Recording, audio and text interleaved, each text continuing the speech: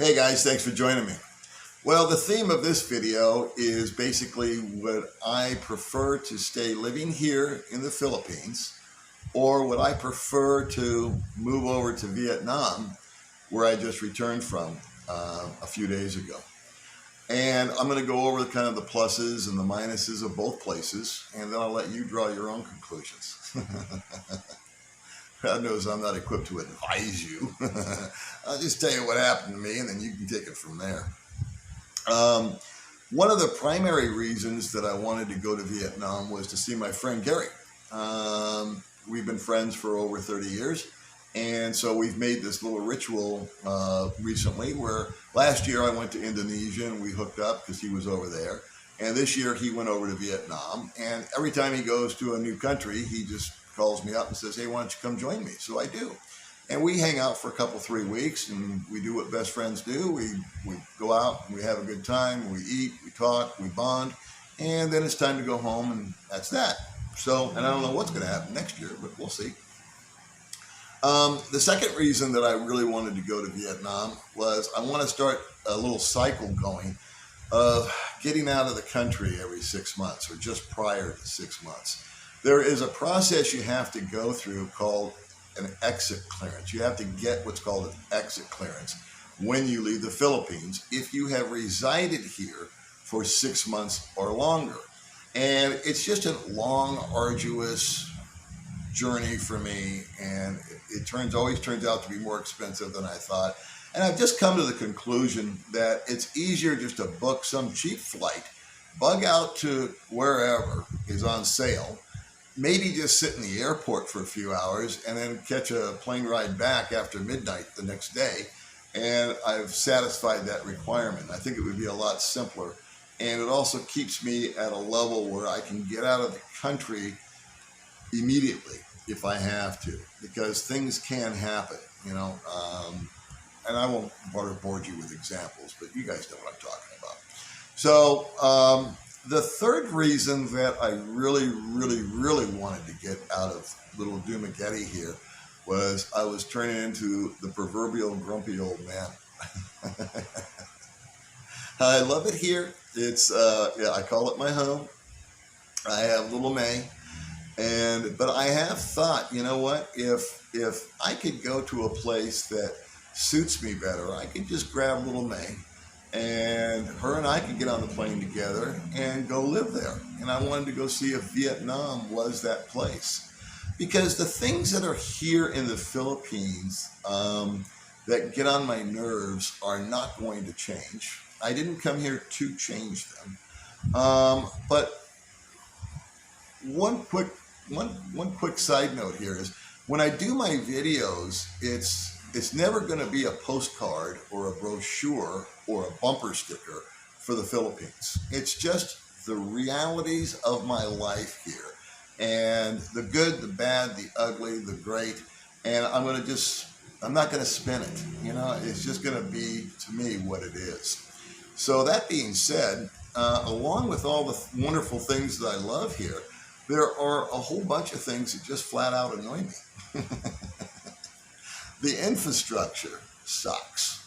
Just take my word for it. Roads, potholes, the way that roads go or don't go, the lack of signage, the trash in the street, the stray dogs running into traffic, little kids, you know, running into traffic.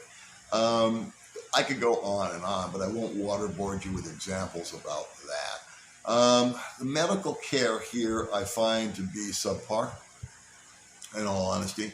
I know that you can go to Cebu. I've been hearing good things about Cebu as far as their hospitals and whatnot, that they're a lot more modern and efficient and clean, but that's Cebu. So if I have an issue tomorrow and I can't get to Cebu, I kind of would like to know that there's a better medical facility available than what's here in downtown Dumaguete. The efficiency of staff at the retail level. And please understand, I'm not blaming the people that are helping me, the people that I have direct contact with, the sales clerk that's going to tell me that the thing I want to buy is out of stock. I don't blame him or her for that. I blame the owner. When I go to immigration and they tell me that they're going to have to put this big wad of paper stapled into the back of my passport because they don't have the little stickers that they're supposed to have. And I can't, and that's fine. I mean, I don't get mad at the lady that tells me that information, but inside my blood kind of gets a little boil in there because I think, well, who the frig's the guy that orders the stickers? What's he doing? The head of the immigrant, what? I don't know. Anyway, if I go to a restaurant, I know it's going to be probably the least efficient way to deliver me food or prepare food on the planet that I've ever experienced. It's if we order it and it's in stock, will it come out the way we ordered it? That's kind of iffy. Will we get our food at the same time if I go with May or a friend or whatever? Probably not. Will we have to repeat our order 2 or 3 times? Probably so. But again, that's not the server's fault. That's the fact. I've viewed it from the other side for a little while last year.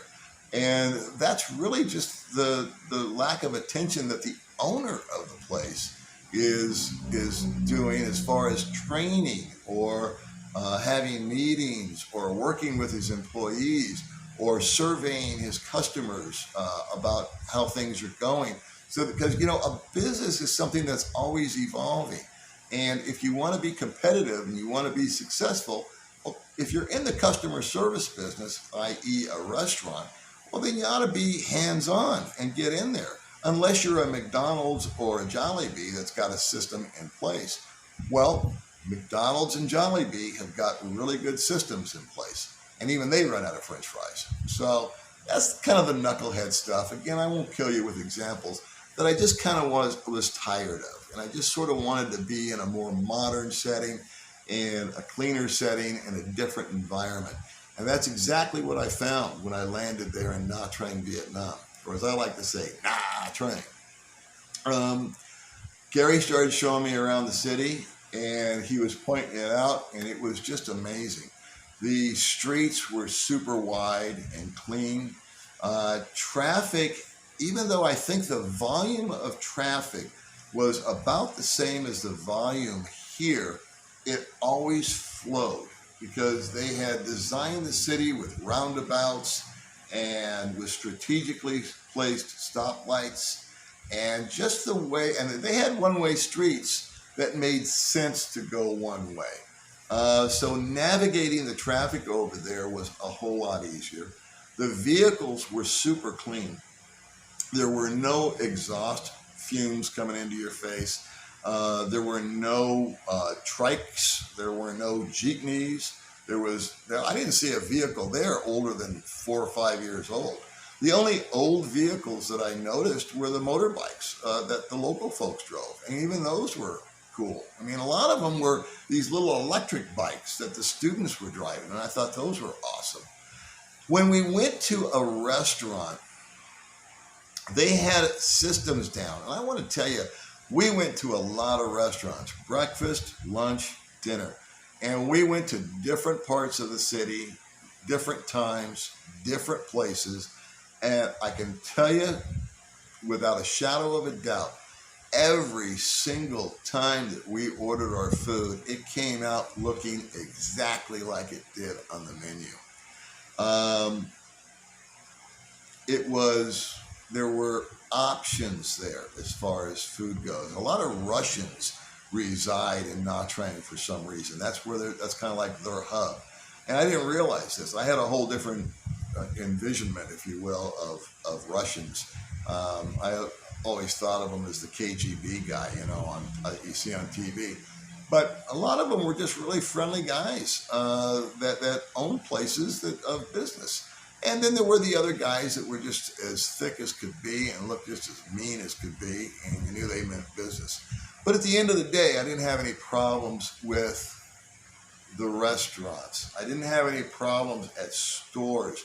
The marketplace, when you went in to do grocery shopping, super wide aisles, things were organized.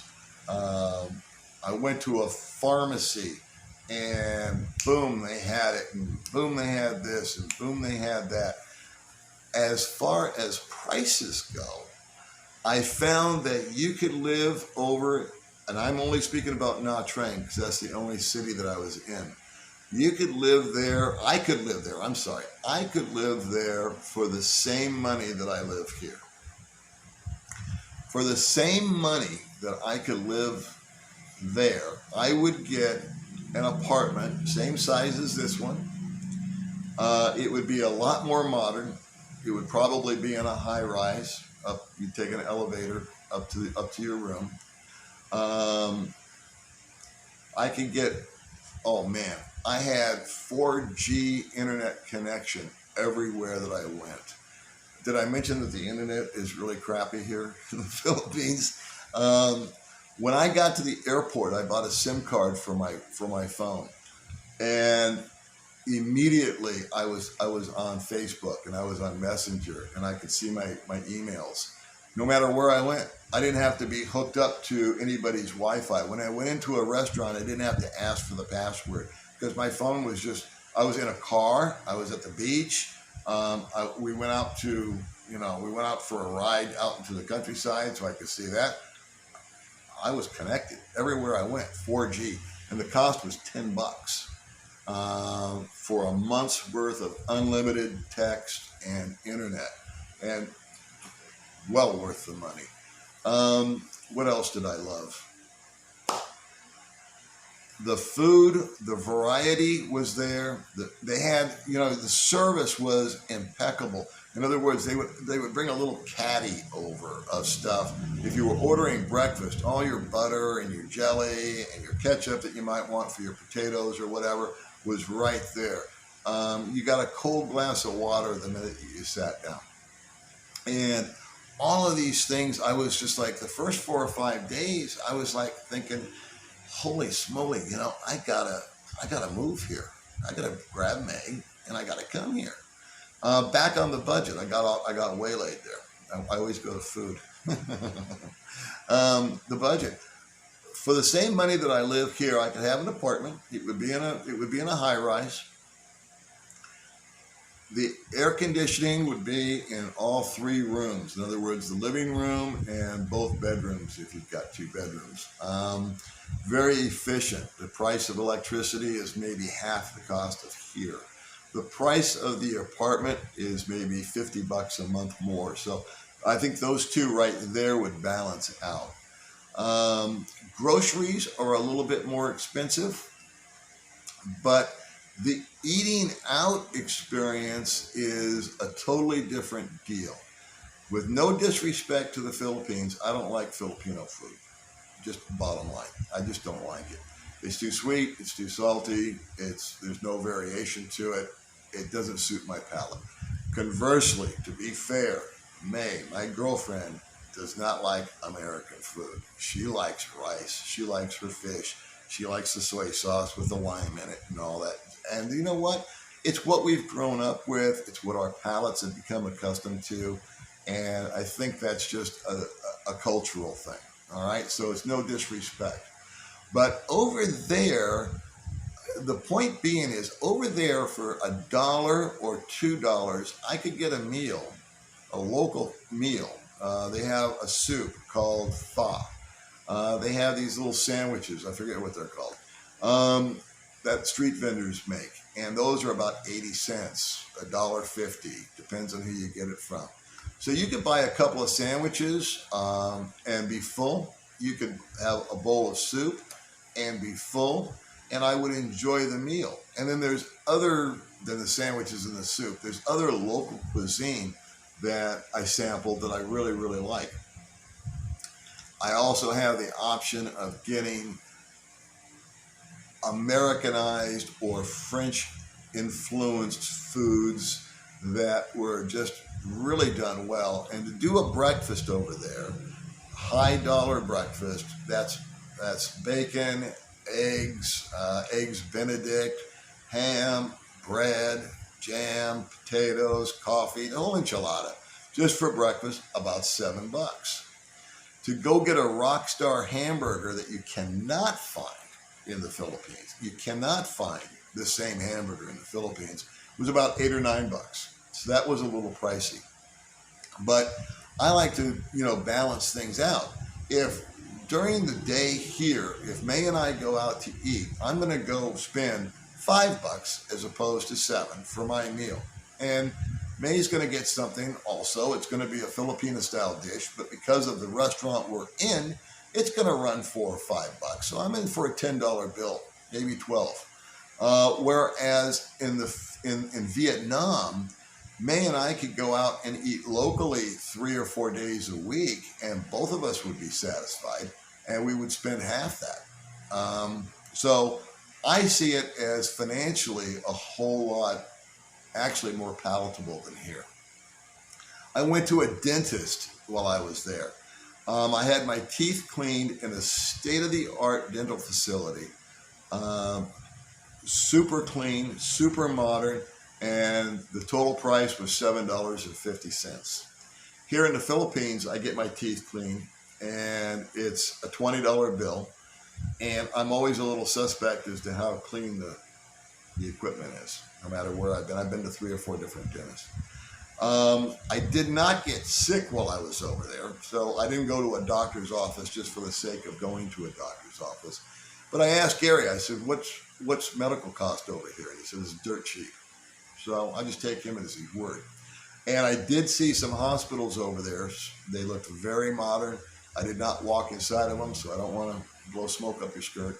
But just my observation was the medical facilities over there are most likely better than they are here, at least in Dumaguete. There was no need for me to buy a vehicle over there, or there wouldn't be unless I just wanted one. The reason why is that Grab is readily available. And I had a motorbike the first day that I was there. I think it was the second or third day that I was there. Gary had arranged for me to have a motorbike. And the bottom line is the motorbike was unsafe to drive. It was a rental. The brakes didn't work. It was a death trap. We gave it back to them. They gave us back our money, or my money. And they didn't have any more to rent to us. So I'd either just hop on the back of Gary's, which he didn't really like, and neither did I, but we still did it. And because I'm hard to drive, I'm a fat guy. And what we ended up doing was taking Grab, because a Grab motorbike would get me to the tourist zone, which is where we had some of our meals. And that ran about $1, $2, something like that to get there and back. It was maybe, let's just call it $5. Well, it was $7 a day to rent the scooter. So I had somebody driving me and putting it in their GPS and taking me right to where I wanted to go anyway. So there you go. If May, for example, lived over there with me, she is reliant upon me to drive her somewhere because Grab's not out here. She's reliant upon one of these old trikes or a jeepney, which is not the safest or cleanest or coolest way to travel, but it is what it is. I mean, we deal with it. It's not terrible. But my point being is that if I was over there with May, then, hey man, she could just, put Grab on her phone, and she doesn't need me if she needs to go to the store, or if she needs to go visit somebody, or whatever she's got to go do, go to the doctor. That's available. What else? It was super clean. There was a lot of things that you could walk to. I actually lost about 4 pounds while I was over there without dieting. Obviously, I was out eating every day. But I just walked a lot more. It was walk friendly. I didn't trip over anything like I do here in Dumaguete, because everywhere I go, the streets are uneven. The steps are really big here for some weird reason. I don't know. When you're going up the stairs are really steep. And over there, it was just a lot more normal. So what's the deal? Well, that was after 4 or 5 days. But after about 2 weeks, I found myself feeling not so at home anymore over there in Nha Trang. And I mean, it was still, I hadn't had any trouble with anybody. I hadn't had I feel like I was, in fact, I felt safer there than I do here. And I've never had any problems here as far as safety. But it was just a feeling. It's a communist country. So the people pretty much toe the line pretty good. And when the police or the military, whatever they were, whenever they showed up, you saw a marked difference in people's body language and their behavior. And I found that to be kind of weird. So the language over there was on a zero. I couldn't communicate with people. When we ordered all those foods and did all those great breakfasts and lunches and dinners, they were primarily at Russian places. When we ate locally, they were at touristy type of local places. So what they had was a menu with a picture on it. And there's no way in hell that I could have pronounced what it was I was eating. There's just no way. And in many cases, there was no English printed on the menu. But I would see what the picture looked like. I'd say, well, that's got shrimp in it, or that's got beef, or that's soup, or that's a sandwich. And, okay. So we would just point to the menu and go one and me, and that would resonate with them, and they'd bring me that meal. There are coffee shops on top of coffee shops over there, and I'm a coffeeaholic. I would say that I went into some franchises over there, like Starbucks, but different names. Highland Coffee, I think they called it, and Kayleen was another place. 50% of the time that I ordered off the menu, hot Americano with fresh milk, I would get an iced coffee.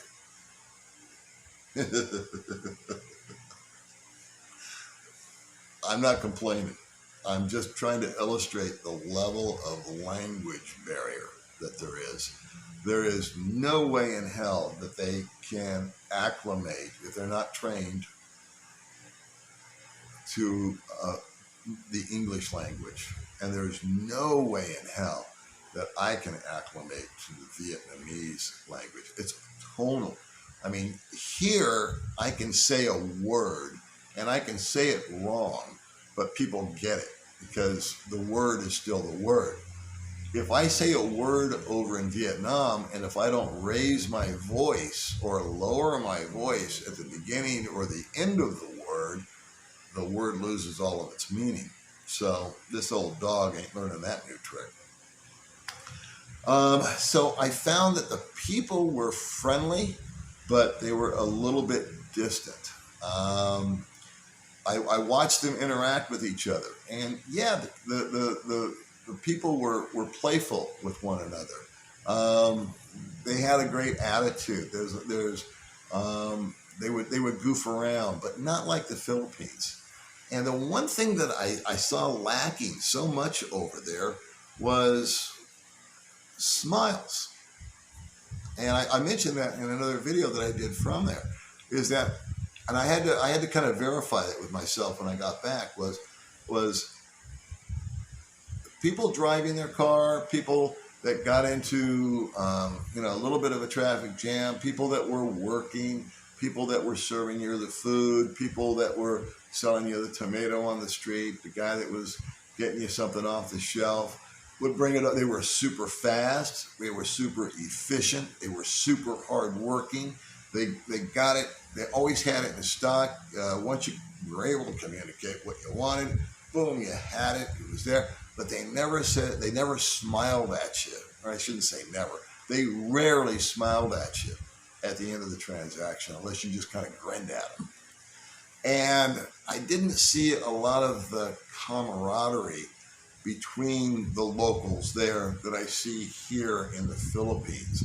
So the Philippines just has this type of heartbeat that resonates throughout it. And it's impossible to put a tangible word to it. But there is just a vibe, there's just a heartbeat, there's just a feeling that I get when I move and groove on my day here in the Philippines. It's really just more of a positive type of input, a much more upbeat type of input, in spite of all of the stresses and the money problems and the weather issues and all the other things that people face here on a daily basis, much worse than me. I'm speaking of the locals.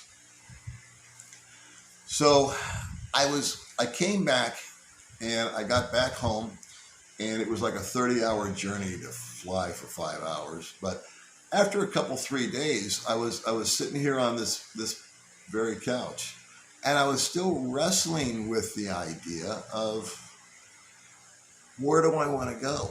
What do I want to do? Is there enough knucklehead stuff going on here in Dumaguete to push me over to Nha Trang? And is Nha Trang, with all of its beautiful internet and infrastructure and better air, better health care, boy, it's a tough decision to make, because I'd have to overcome the language thing. I'm not going to learn the language, and they're not going to learn mine, but I got to figure that the longer I stay there, the easier it would get. And if I was with May or any other people that perhaps I knew in the neighborhood, we would have, May and I have enough just between the two of us to stay entertained. I don't need a lot of peripheral people as much as I do enjoy their company. So it was on day 6 or 7, and that's kind of why I stalled on doing this video so long, because I hadn't made up my mind. And I went to a local restaurant, and for the first time, I ate out of the house. I went to a local restaurant that I hadn't been to in a long time, and I was the only customer. I walked through the door and I sat down, and I was the only customer. And the young lady that was working there was sitting at one of the tables, jicky-jacking with one of her friends. And I sat down, and I just kind of, waited for a minute, and then she looked up and saw me and recognized me. And she goes, "Oh, hi, Sir Paul. Do you want coffee?" And I said, "No, I'll just have some water." And she said, "Okay." I said, I'll take a menu. So I knew if I didn't say that, I probably wouldn't get one. So here she comes with the water and the menu. And I was just kind of, anyway, I won't say it. So I'm looking at the menu, and I order a breakfast. And she asked me this, she asked me that, and off she goes with the menu. And she was wearing these high heels that didn't really fit properly. And they were kind of clippity-cloppity as she walked away. And to me, it was just kind of humorous. And so I just sat there and I drank my water, and I was looking at my phone, jicky-jacking around. And about 10 minutes later, out comes my food. Awesome. And it was just fine. Everything was there as it's supposed to be. And so she said, "Well, there you go." And I said, "Great." I said, "Hey, would it be okay if I got a knife and a fork?" "Oh, yeah, I'm sorry." And away she goes, clippity-clop, and brings back my knife and my fork. And so I start to eat my food, and I hear the clippity-clop again. And she says, "Oh, and here's some sauce, because I got a little salad deal with this breakfast." She goes, "That's for the salad." I said, "Oh, perfect. Thank you very much." And clippity-clop, off she goes. And then as I'm eating, I hear her approaching once again. And she says, "And here's some butter for your bread." I said, "Thank you." She set that down. And off she goes. And I went back to eat my breakfast. And then I heard, the hoofbeats come back in my direction. And I looked up, and she said, "And here's some jelly." So this poor thing had made 5 trips to deliver the food, and then deliver a knife and a fork. And then one at a time, she brought the sauce and the butter and the jelly. And as I sat there and I laughed to myself, and I observed all that, and it hit me. it hit me while I sat there eating my breakfast. What hit me was, it's good to be home. So that's my decision, guys. All right, I'll talk to you later. Bye-bye.